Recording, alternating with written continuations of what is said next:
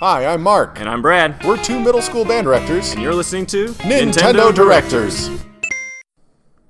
Greetings and welcome to the Nintendo Directors Podcast, episode 3025, recorded on June 27th, 2018. You hopefully, if everything works out, will be getting this on June 28th. And my name is Brad Beyer, and normally I am with my co-host Mark Lego. Unfortunately, he is dealing with a little family emergency situation at the moment, so he was unable to be here. But I do have a fantastic special guest today. Definitely another Nintendo director. Please welcome his debut performance on Nintendo Directors, Mr. Brandon Pruitt. Welcome. Hello. Thank you for having me. Awesome. We are excuse me, glad to have you too. Sorry, I just choked up on some peanuts apparently. So, off to a grand start. Well, today, sorry, here we go again. Today is a day. There's definitely it's after E3, so there's not a ton of news to talk about. Although I did get a few, round up a few stories here and there. So in case you didn't know, like I said, this is the Nintendo Directors Podcast. We are band directors, and we like talking about Nintendo. That's really the only relation that we have. But it's fun and it's cool and we have a good time. So, but yeah. So I guess we should obviously are welcoming Brandon here for his first show. Brandon and I got to know each other a little bit through just the IGN Nintendo Voice Chat Facebook page, and it's just been kind of fun. He's been doing some Twitch streaming and that. So, Brandon, why don't you just take a couple seconds to tell our listeners kind of about yourself, where you're from, and what you do, where you teach, all that, and then we'll go from there. Well, as you've already noticed, and he has already said, my name is Brandon Pruitt. I'm from the South. As you can probably tell by the way I'm speaking, I'm from Alabama, and I teach at a place called Etowah Middle School in Attala, Alabama. I am a middle school teacher. Been teaching there for a couple years now. Been in my 5th year of teaching. And it's been fun. I said that like I'm not having fun. I really am having fun. I'm trying to think and speak at the same time. Yep. So I've been playing video games all my life. I actually was born 1990, but my parents were good parents and bought me an NES to start off with. Oh. So I started off NES, Super Nintendo, and there was this extremely short gap between my Super Nintendo days and my N64 days. Because by the time I was like a couple years in, my Super Nintendo, N64 was already out. And my parents made the mistake of like accidentally having me around when a family member was playing their N64, and I was like, I have to have it. So, anyways, I've played everything. I've had a lot of fun with it. I am a very avid Nintendo fan. I play video games in general, but I don't know. I'm very avid Nintendo. I love a lot of game series. I'm a big Smash fan in general. I'm really a big fighting game fan in general, platforming. Great. I don't know. I don't know what else to say. No, you're good. That's fine. What you were doing some Twitch stream. I know you said you had some stuff going on. That you want to tell everyone about your page, or that you? Yeah. I just started. Very, very new to it. I stream a lot of Smash content, but with the release of the NES Classic and the SNES Classic, I actually have been trying to stream some classic stuff, and I have some old games I bought on the Wii U too, with the Virtual Console, which is unfortunately dead now. Okay. So it's my username is Doxa Smash. Doxa is the kind of better spell that. It's a little DOXA Smash SMASH. So Doxa Smash. Cool. And it's I essentially. I don't know. That's really a lot of what I do, is just stream a lot of Smash because I'm obsessed with the game and not nearly as good as I should be as much as I play it. So. Okay. But. Great. Well, thanks for introducing yourself. So I wanted to start today's show kind of by, like I said, we have a few stories here that we'll go through in a minute. But as we said before, we are definitely in the post the post week or two of E3, which obviously means that there's not a ton to talk about. But since you are kind of a guest here on the show, and we didn't get to get your reactions last show, why don't you give a few reactions about Nintendo's, well, I guess E3 in general, and then maybe like how you might rate or grade Nintendo's performance overall there, and well, we'll start with that. Well, I struggled to watch the E3 event. I was on a vacation ish kind of thing with my family. We was in Nashville, Tennessee, but I had the YouTube stream playing in my pocket with my headphones on through the Opry Mill. So wow. I don't know if my wife was mad at me or what, but I was listening regardless because avid Smash fan. So I was kind of I'm not sure what to think about. I think it was fun and it was good, but onto the level of their past presentations, it really wasn't that great. I mean, I love Nintendo, but I'm also not afraid to be critical. Sure. The whole Daemon X Machina thing, I'm still kind of confused what that is. Agreed. Mark and I had similar discussions. I mean, the listeners who heard the last episode will know that we definitely. Well, part of it was that we literally missed half the video because of a glitch in my system. But I thought it was a strange way I thought to it was start. Custom Robo coming back with like a different art style. Oh. And then I was really interested, and then I got like almost immediately not interested. And it was a different title, but. Other than I don't know, it was neat. I guess I think they spent a long time on a new game trailer. Like, if that makes sense, we get a logo for Metroid Prime 4. We get a very small cinematic for Bayonetta 3, and then we get this minute and a half long. Like, it's not even a gameplay trailer. It's like an anime intro thing. Right. And I'm still confused on what it is exactly. Like, so I don't know. I think I don't know if they covered it in the treehouse or not, but yeah, I don't know either.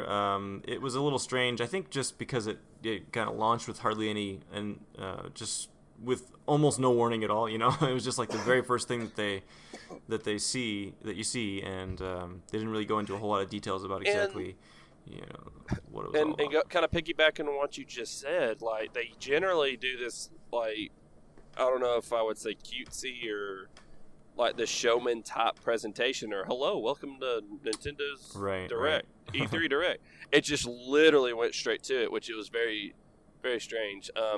But it is what it is. I forgot what the order of the games were right offhand, but I was pretty excited about Fire Emblem. I know a lot of people freaked out whenever you could walk around the castles like Shadows of Valentia and all that. Right. But I never actually got to play that game. I became a big Fire Emblem fan with Awakening, and I followed it since then. But I fell off with Shadows of Valentia just because I think I got burnt out with Fates. I played 1.5 of the stories. I didn't ever finish both sides. So, Super Mario Party. I am stoked beyond belief. They got rid of the car. There you go. And it seemed true to form. I was still skeptical because I have one of my best friends since childhood. We would meet up and like stay at each other's houses and stuff and play Mario Party till like 3 a.m. Oh yeah. And like Mario Party 7 and 3 were our favorites, and we were just burnt out with 8, 9, and 10. We were just kind of, I don't know, we just didn't enjoy them.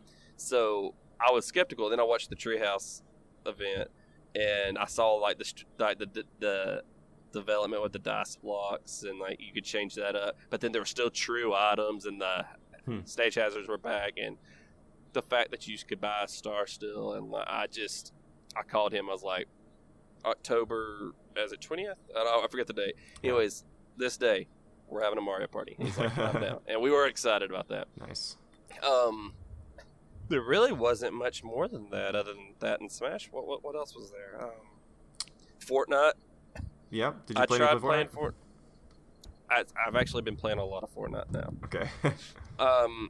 the Switch syndrome to me is that those small multiplayer, like online multiplayer games where you can play a match and get out, to me have been amazing as a married man with a child. Sure. To be able to play in handheld mode while I'm listening to Mickey Mouse on the TV. You know, it was amazing to get in and out. I think that's why I fell off with the first Splatoon pretty quickly. Okay, because you had to get up the TV and everything. Well, yeah, and it was fun, but I just got burned out, I guess. And then the second Splatoon, I kept it way longer, and the fact that you could also other thing was Salmon Run. The local co-op kept me dug in way. I'm stuttering. Sorry. That's all right. It kept me in way longer. Does your wife play games? Yeah, does she? Play? Yes, very much so. Oh, okay. We that's one of the things about we're on vacation right now, and we actually together just beat Gears of War 3. Yes, we bought Gears of War 4, and we were all excited when all the Gears games came with it, so we just played through all of them. Okay. And we finally got to play with it. And I know that sounds crazy because Gears of War 4 came out so many years ago, but we're just now getting to it. But she does play games. She's a very avid Sony fan, which she's kind of fallen off a little. Sony's to us has kind of made some mistakes in this generation, which is very strange considering how well they started off. Yep. But cool. But anyways, back on topic. Sorry. All right. The Smash Direct, I loved it. I'm loving everything about Smash so far, and I'm not going to go in super detail right now because I'll just geek out and talk for another hour. Okay. But as a guy that follows the competitive scene, I'm absolutely loving the direction of the new game. Now, as far as the way they handled the Direct itself and adding Smash into it, they talked a lot about Pokemon Let's Go. It seemed like there was a lot of pacing issues, and it just wasn't very. It wasn't showy. They just didn't do a lot of one last thing moment. Ridley was their one last thing moment, like they always do. But I wasn't expecting a Smash character to be that. I guess I was expecting, oh wow.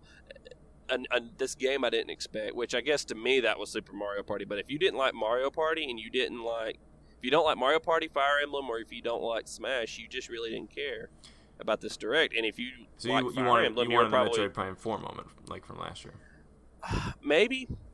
I don't know if I wanted Metroid Prime 4 to make. No, I don't mean necessarily that game specifically. Just that you wanted a surprise. Yes, I wanted that moment, and that's another topic to had because I feel like leaks are ruining E3 and things like that because there were so many games that got leaked and ruined before E3. It was, and not only that, but I think it was Square Enix of all people that revealed so much about their games, and then when they had their press conference, it was repeat and just a couple of things here and there. So I feel bad for the developers and for the publishers when that happens because I'll admit I looked at the leaks because half the time they're on the internet and you can't help it. You're in the same NVC podcast forum I'm in. Sure. They post it all the time. They post leaks all the time. So maybe it would have been better if they had done that. Maybe Fortnite on Switch would have been exciting, crazy exciting for some people if they had not realized that before. But Paladins, I think Paladins was going to be a part of the Treehouse or something. Okay. But because I'm trying to think because I think obviously the Fortnite thing was a leak, but it was also kind of the worst kept secret, ever, right? Because was it the worst kept secret or was it inevitable? I don't really know. Was it that's part of it too. So that wasn't necessarily it would have been cool and it's out today. Great, awesome. That's exciting. But at the same time, I'm trying to think about the other games, like you said. There weren't a ton. I'll let you mention Paladins, but I'm not sure I can think of other games. For instance, for as much as we didn't necessarily love the Daemon X Machina thing, I wasn't expecting that. I didn't know what. Yeah, what and was. that might have been more effective. Like, put that in the middle and say, oh, by the way, if you were a fan of Custom Robo or Scale Fighting in Xenoblade Chronicles X, Right. Here's something for you. You know, like if they had given maybe just a little context or something. Yeah. I don't know how to. I don't even know either way to put it. It was just so out there, but it was a nice surprise because it looked really cool.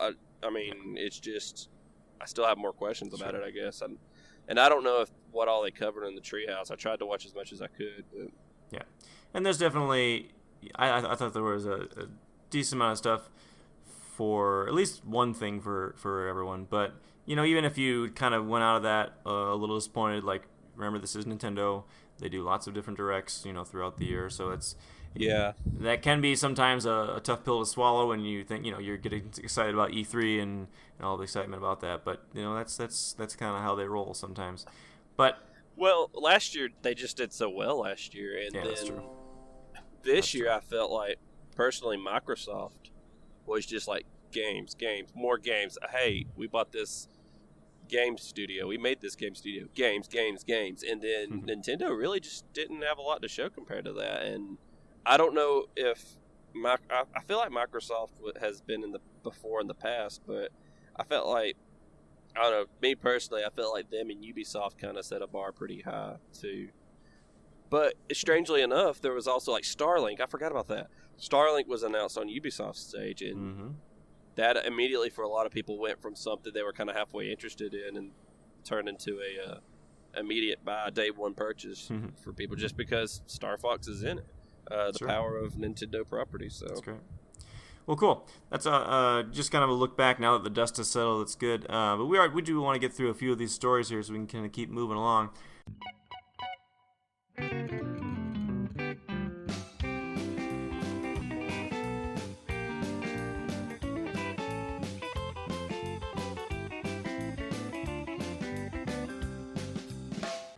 So the first story that I have here, I think it happened yesterday or something.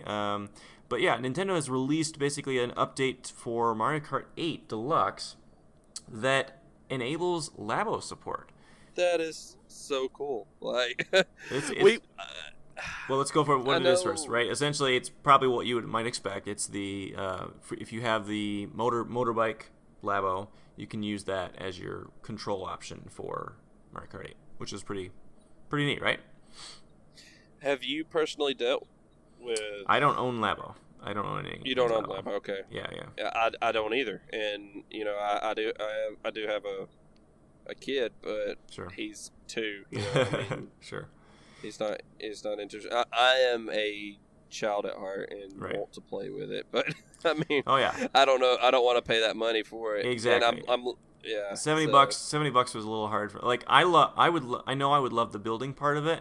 I'm not sure I would use it much beyond that. And it sounds honestly, with this first set or two anyway, that was a lot of people's experience who did purchase it. It was like after the first couple of days or a week or so, you know, they started to collect dust because the novelty of building it is cool, and then but the games were just not super deep. But yeah. The point is, I mean, I think this is a cool. If you have it, this is a great facility for it to use in Mario Kart, assuming everything. I haven't tried it, so I don't know how well it works, but I would assume it would be similar to like the tilt controls you could use back on the Wii U version or something like that.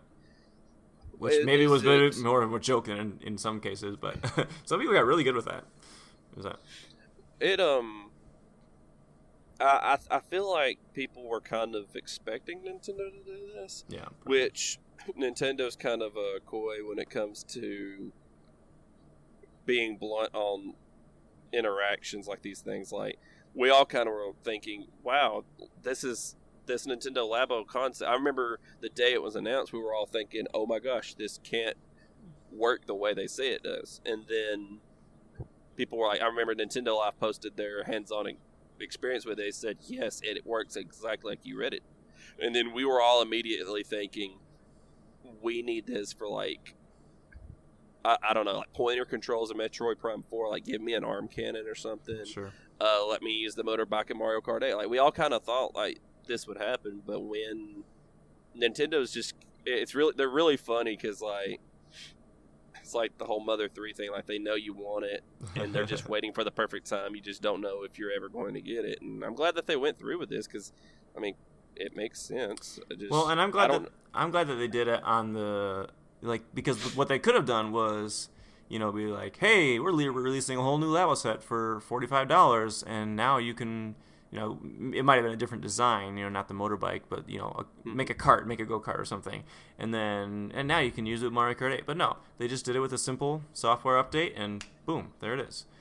So that's I would pretty cool. also, and for like me personally, and just to because I'm the guy, I'm the annoying guy at family get-togethers, parties, whatever.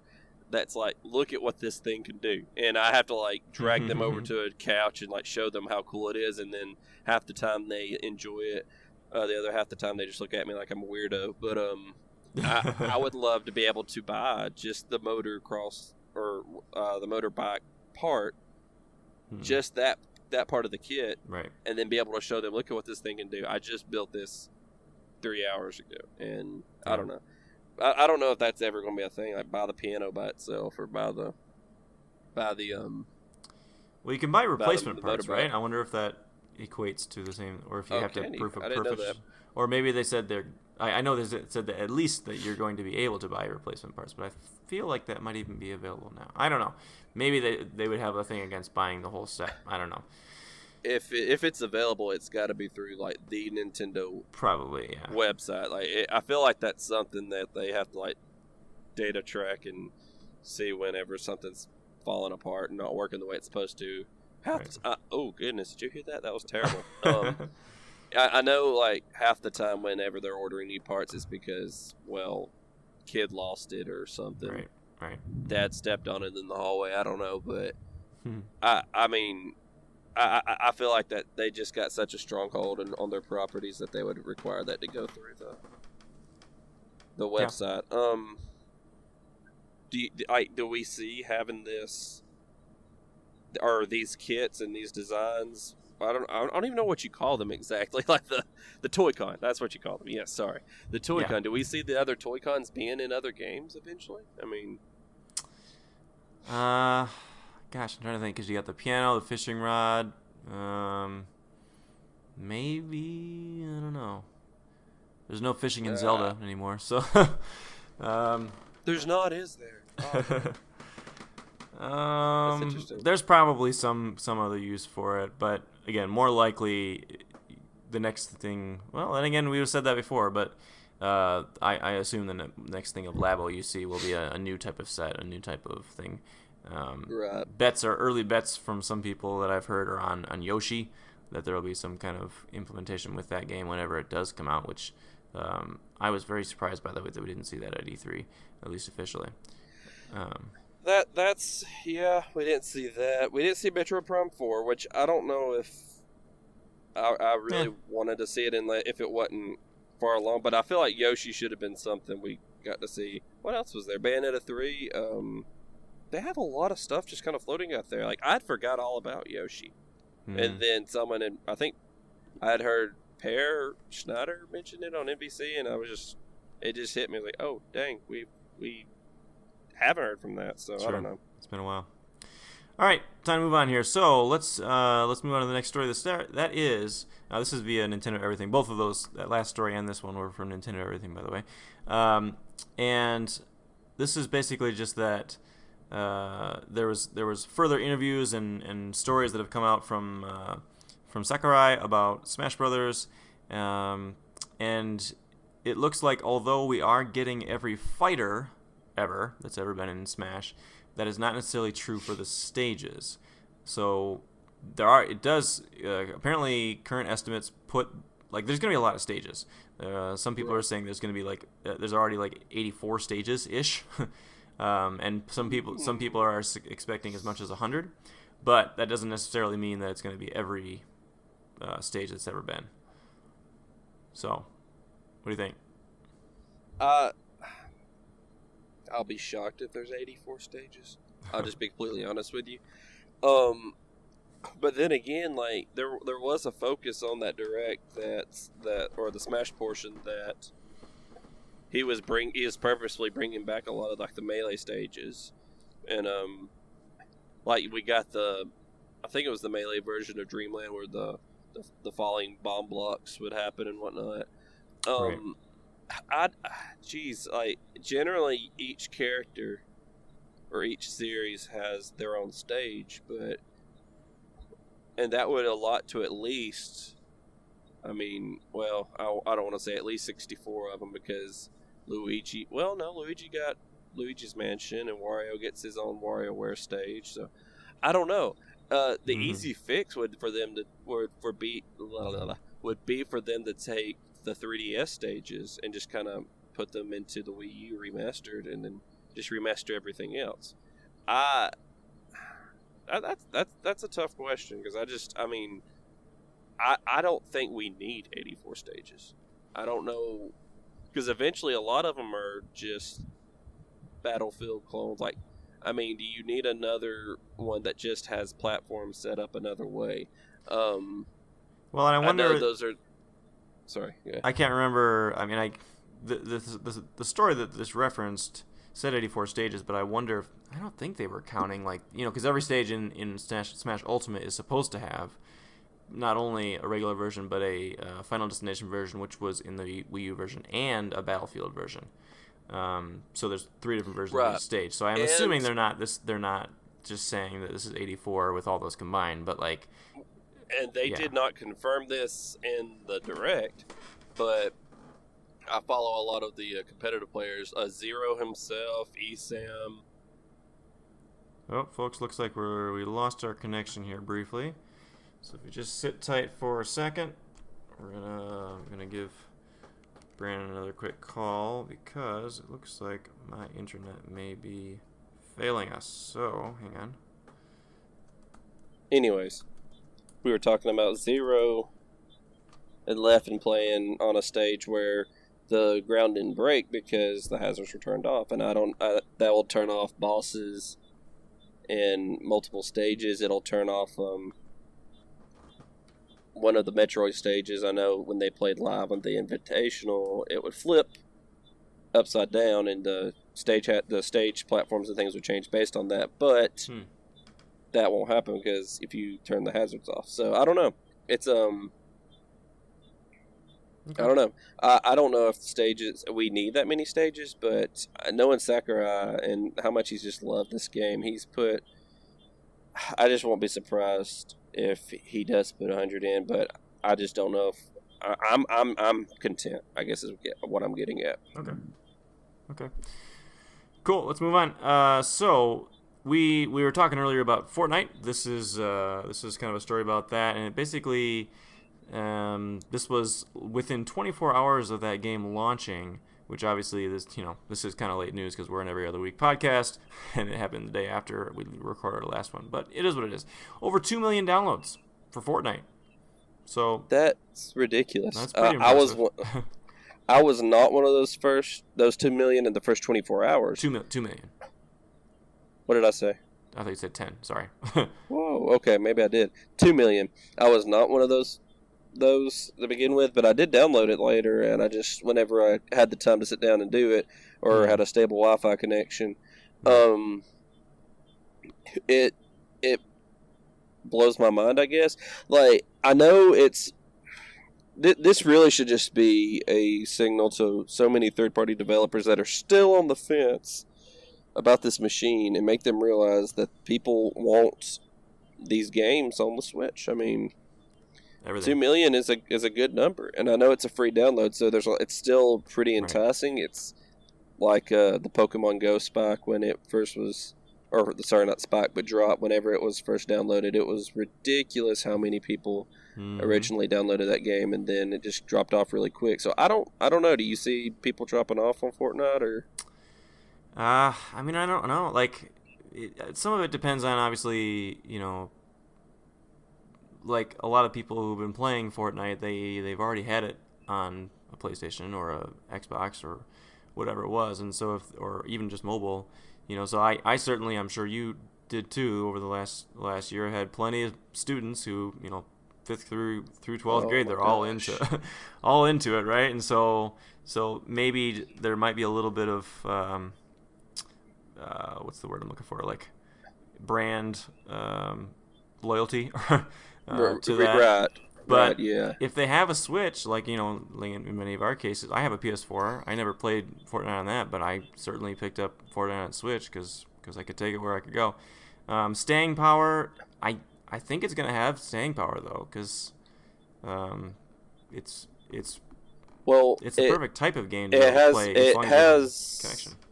Right. It has something that every other competitor doesn't have. It has, obviously it's on the go, but people will say that mobile does that for you, but it's got sticks and buttons. You know what I mean? Like it's a true console on the go. It's not mobile. And I refused to download that or PUBG on my phone because I like mobile gaming when it's fit for a mobile device, not for a console quality experience. If that makes sense what I'm getting at. But yeah, I don't love mobile gaming in general, so I wouldn't. Say what? I don't love mobile gaming in general in terms of the games that even Animal Crossing, which I love. I played the Animal Crossing mobile game like 3 times and just that's a series that my wife was sad to not see. She loves Animal Crossing. I've never been into it. Like I don't know why. Like I'm just never could get into Animal Crossing, but she's just like so crazy excited for Animal Crossing coming to the Switch one day, and it's like she knows it's coming, but it's not been announced. She says it's coming, and I'm trying to not get her hopes up and whatnot. But I definitely think it's coming. It did seem weird to me they didn't announce it at E3, but at the same time, they've got a lot going for them at the moment. So, well, they've talked about a mobile version of the Animal Crossing game working with the console version of it. I mean, they've specifically said that in investor meetings, so I can't imagine it wouldn't come to Switch, but.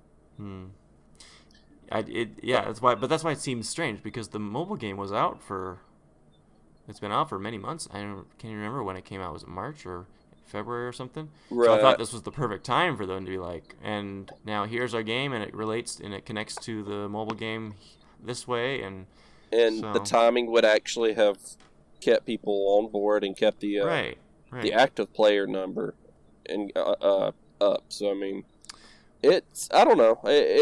That's another baffling mystery, and I wonder if they use the Animal Crossing mobile to test the waters, maybe, and see, do they really want a console version of this game, or they like that? That's what scares me about mobile and all these new experiences, is that like we're going to enjoy it so much that it'll actually replace what we've known, if that makes sense. Like I don't want them to see, wow, people are actively enjoying Pocket Camp. So, do we really need to make a new Animal Crossing game? And I don't want that to happen, and I don't think that will. I don't think that will happen. Yeah, Nintendo's been, like you said, been pretty clear that they want these mobile games to point to the console games, and it's part of their business model. But I don't think it's a huge thing. But yeah, I can see why that might be concerning if they didn't show it. But at the same time, I think it's still coming.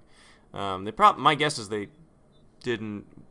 Maybe with all this Pokemon stuff going on, and they realized that Pokemon Go is going to resurge again because of Let's Go, Pokemon and Let's Go Eevee, and so maybe they didn't want mixed messaging. They've hit their highest number of downloads or active players since launch. So I mean, it has worked. You're right. Speaking of Pokemon Go, that is kind of our next story, actually. And that is basically just now that segues. Nailed it. That trading is now finally available in Pokemon Go. Please tell me that you've played Pokemon games, because I haven't. I adore Pokemon games. Okay, good. I am not the person, like, I'm the person that plays it, enjoys it, beats the story, plays some post-game content maybe, and I'm done with it. Like, I'm not... Okay. I don't dig into it constantly. Now, with Pokemon Bank and whatnot coming out as of late, and the remakes that make it easier to kind of collect your Pokemon together, I have had a little bit of an itch to try and, like, collect all the Gen 1s or collect all the Gen 2s and things like that. But I'm not the guy that goes and like gets perfect IVs and things like that, or whatever the stats are called. But yes, I have played Pokemon and I generally enjoy them. So give me your perspective then on the two Pokemon games three I guess you can say. Have you played Pokemon Quest at all? I have not. No. It doesn't appeal to me. I don't know why. And like I said, I've been busy and Sure. I just quit. I just didn't download it. Okay. I was actually more. I kind of forgot about it with the hype train of the Let's Go games. Okay. So what's your perspective on all that? I think people that are worried about it need to calm down a little. Maybe I know maybe that's a little too blunt, but truthfully, I mean, it looks like the random encounters and catching is really the only thing that has changed majorly. And geez, I don't know. Hey, there's still a lot of questions about it because like the Pokemon Go interaction opens up a whole new world of questions, considering the fact that you don't have. I mean, like Pokemon Go, Pokemon only have 2 moves, correct?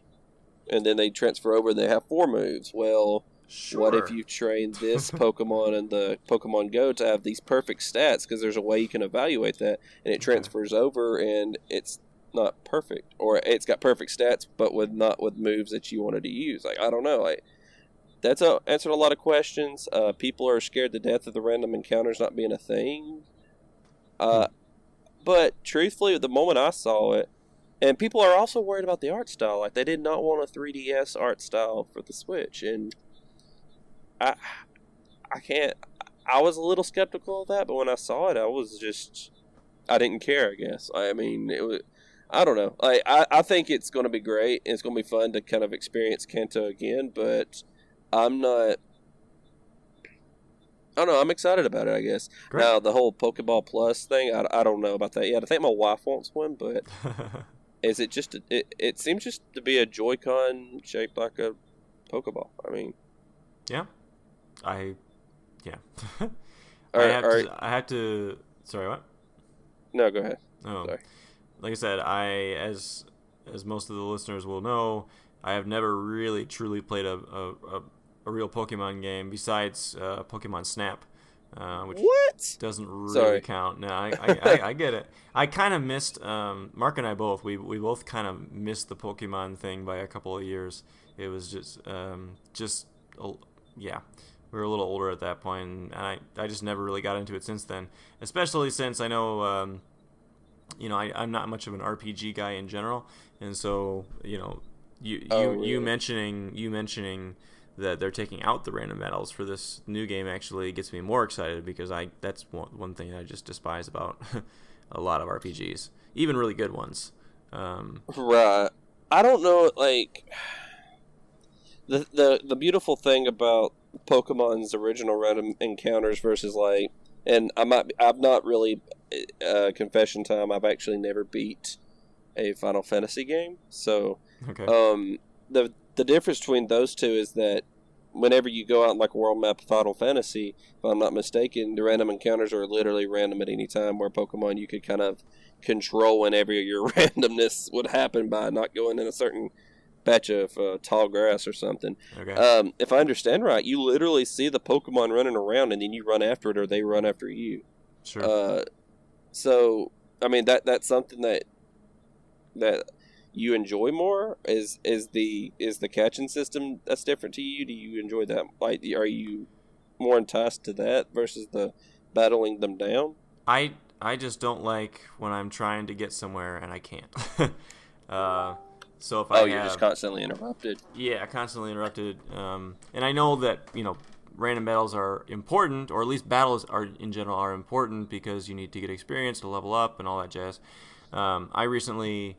A couple of months ago, did a retro rewind with the guys, one of the guys from Nintendo Dads, and we talked about myself and Mark. We talked about Final Fantasy VI, which I had just started playing on the Super NES Classic, and it was a great experience. But even in one of the great RPGs of all times, the random battles kind of got me. But the idea of having at least some agency over when you want to do that. So, like for instance, I played the demo years ago of Bravely Default on the 3DS, Right. and that game had an awesome feature where you could.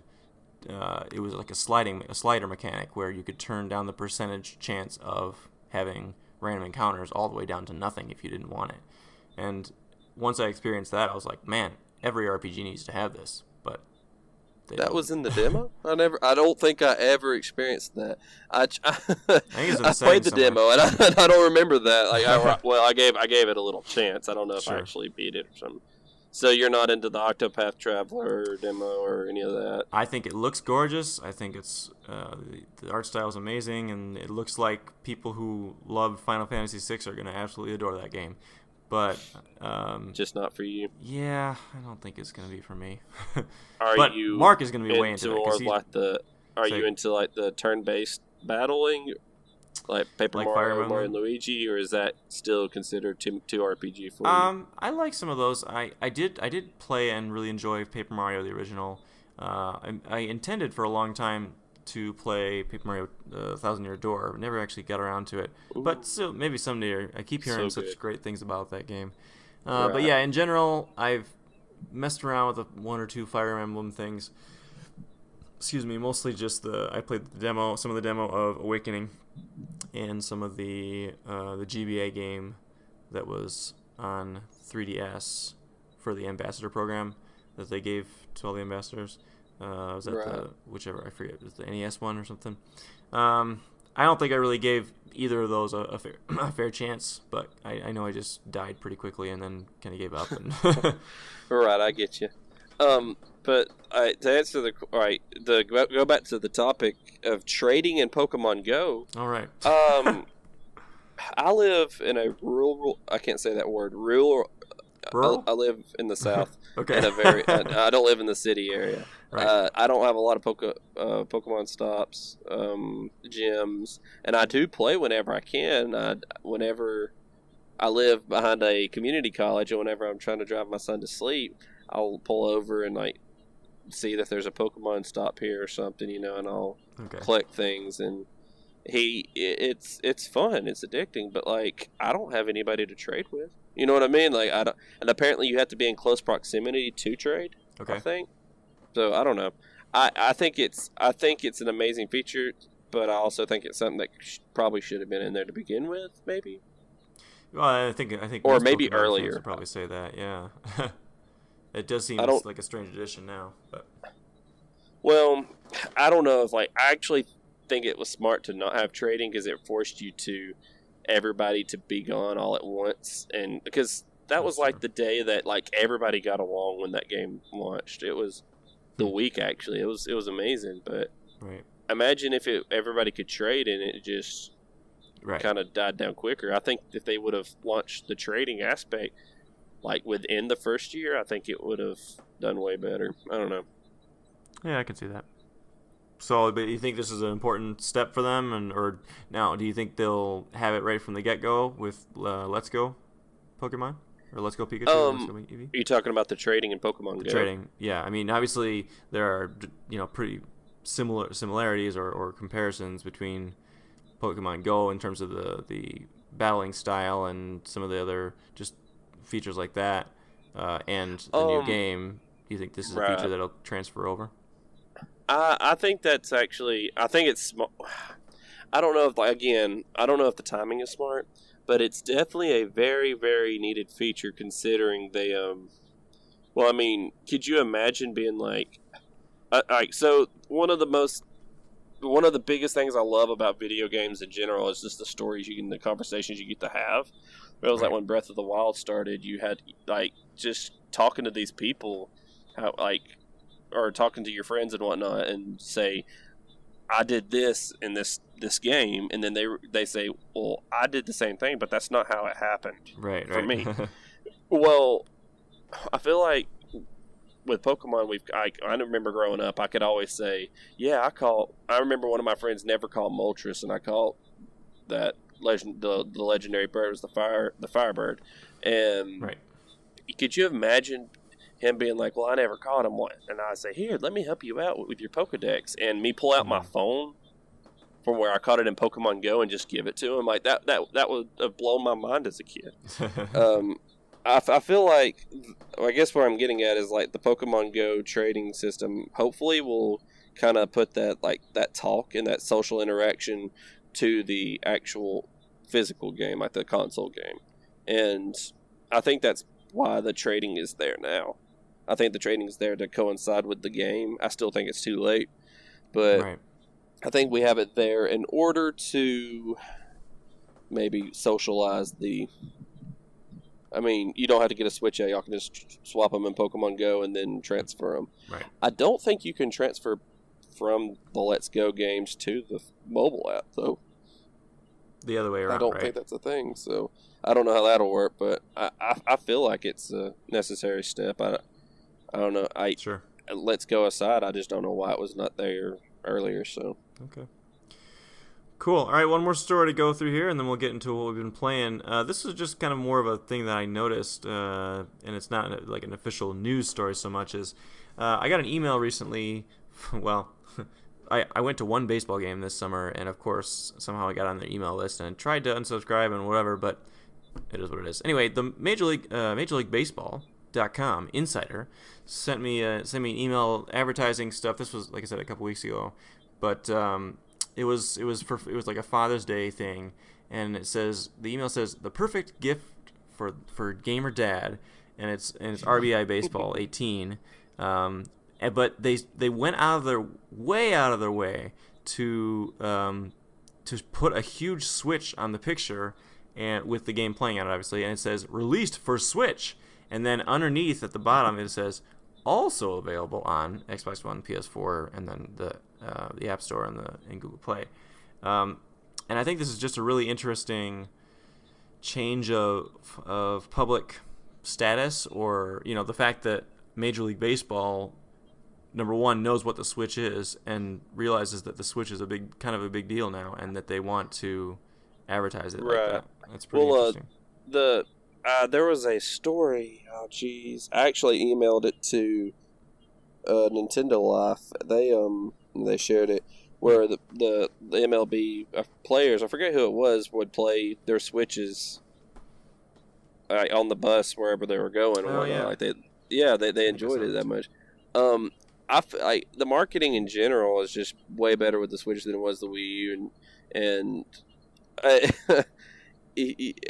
I'm loving seeing Nintendo showing up outside of video gaming industry in general. So, I think the bigger story out of that, is almost like the fact that Nintendo's throwing their name out there. Like, obviously, I don't know. I don't think that would have been Major League Baseball that would have prioritized a Switch. I think obviously Nintendo put a little more money into that. But whenever Nintendo has marketed and they've went full force with marketing, they've never done it with Sony or Microsoft or any other competitors on their heels. Like you said, it was like for Switch, like it just kind of screamed at you, and then below, like it was like almost like like an afterthought. Right. Sony and Microsoft below. They're just getting a lot bolder in general with their marketing, and I think that was obviously one of the failures of the Wii U was marketing.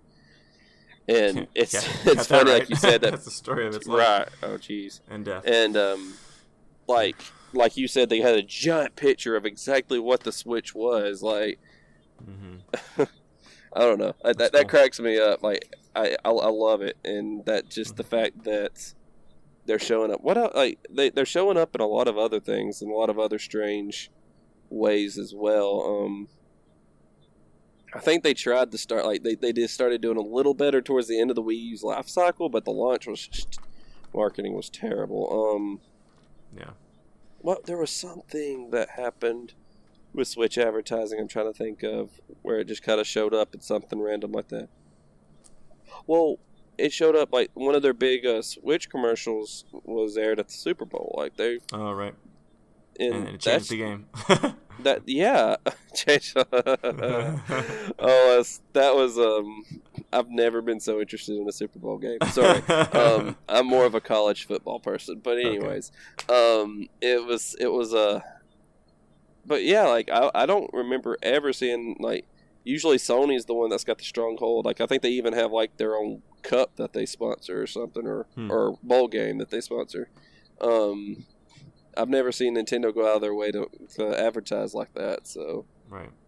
Well, and early on, they were at the Super Bowl. They were on the Jimmy Fallon show, and they got out in the public eye, and they actually had something really interesting to show. For whatever like. I think the best marketing team in the world still would have had a really hard time selling the Wii U. Yes. Just because it didn't quite have. It was like I think one of the Nintendo dads put it pretty interestingly. He basically said the Wii U was kind of like the semi-necessary failure that needed to lead to the Switch, because it was like that half step we couldn't quite deliver on this promise, but this is where we're headed. I could see that. That makes sense. So that really makes sense. I also think the Wii name should have been dropped, but again, that's a lot of. Well, again, at the time, the Wii was so huge. I understand why they did it for sure. I can understand why they thought it, but like in the long run, I think it just caused more confusion. Like absolutely. Especially with the older audience. Yep. Like my grandmother of all people had a Wii. You know what I mean? And she thought it was just an accessory, and she's like, I don't need that to enjoy my Wii, but right. Anyways, I think I'm about running out of juice here, but okay, let's move on real quick. I just wanted to point that out because I thought that was a cool thing. Right. So we don't want your computer. Brandon's on a low power computer without a charger, so we're gonna try to get through this real quick. So why don't you just tell us really quickly what you've been playing, and then we'll get on out of here, and I'll tell you what I've been playing after that.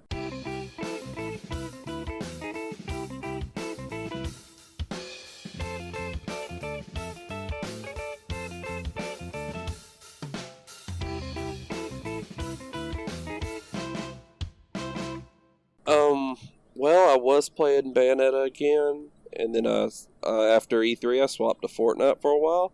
I own an Xbox One X, so I was able to get my Epic account to work between both of them.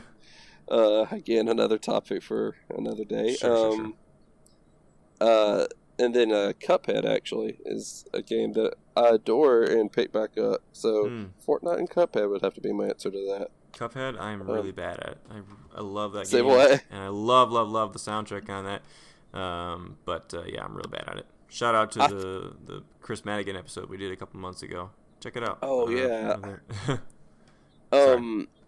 No, it's fine. Like I was sitting there playing it last night. My brother was watching. Said, I don't know what in the world's going on, but I love the music, and it was. I like to think I'm good at it. I'm good at the platforming aspect, but my gosh, I rage so much with it. It's just it is so brutal, and I guess that's also why I love it. Man, it's just so good. In Fortnite, I'm so bad at shooters, but at some reason it's drug me in. Awesome. So cool. But for me, I've been playing almost nothing for the last week and a half or so because I'm actually out here out west. I'm in Oregon right now doing some graduate classes, some continuing ed for keep my teaching certificate up. But so I haven't really been playing much there. But the weekend before I left for that, between that and E3, I actually got a ton of playing in, and I was able to finish not one but 2 games. And for those who've been listening for a while, you'll know the last time I finished a game was actually Mario Odyssey, and that is the only other game that I've actually finished on the Switch at this point. I'm still working on it. Finished as in completed 100%, or well, no, just finished at all. I did 100% Mario Odyssey, but that's actually the only other game that I finished. So I felt very proud of myself because I finished Lego City Undercover, which that game is just fantastic. I mean, there's one or two slow spots in it, but the finale, man, that is pretty epic. I'm gonna have to play it, I guess, because I don't know. I've never It's just never interested me, but I need to try it. So Yeah, it's great, and that'd be a great one for you to play co-op with your wife on the Switch. There's co-op on that now. right. And then the other game that I finished was Typo Man, which I've talked about once or twice on the show before too. Just hadn't gotten around to going back and finishing it. It's a really fun game as well. Very, very clever puzzles. Very sort of a Limbo-inspired aesthetic. And, everything's based around words, right? So and the words play into the puzzles, and you're constantly moving letters around, creating words to solve the puzzles that the game throws at you. And, got through the end of that one. Not a terribly long game overall. I think maybe in total I did like 6 or 7 hours, but Right. really really nice little fun little time. I think it's only like $10 on the eShop, so check it out. Okay. But yeah, that's basically what I've been playing. I heard that the Captain Toad Treasure Tracker demo was on the eShop, and I immediately went to download it because I'm so excited to play that game. I never played it on the Wii U. But unfortunately, the Wi-Fi in my hotel is really terrible, and although it works for my laptop, the Wi-Fi device on the Switch is not super far-reaching, and so it can't reach that. So I can't access the eShop at the moment. But as soon as I get home, back in Grand Rapids, I will definitely download that. Probably buy the game, depending on a few factors, but I'm looking forward to trying that as well. It's definitely a great game. So sweet. All right, my friends, that is. I think that brings us to the end of the show. Basically, I'm going to go kind of through some of the basic wrap-up things here. We want to thank everyone for listening. This is every other week show, and we enjoy bringing it to you. You can find Nintendo Directors on our YouTube channel. You can find it on Twitter at @N_Directors, and you can write in, be part of the show at Nintendo Directors Podcast at gmail.com, which reminds me, I need to double check if we had any actual any things written in. I don't think last I checked that we did, but just in case. Yep, no new mail for this week. That's okay. Anyway, so our next show, in theory, Mark should be back, and it will take place. It should go up by July 12th. It looks like that's the 2 weeks from today, or 2 weeks from tomorrow.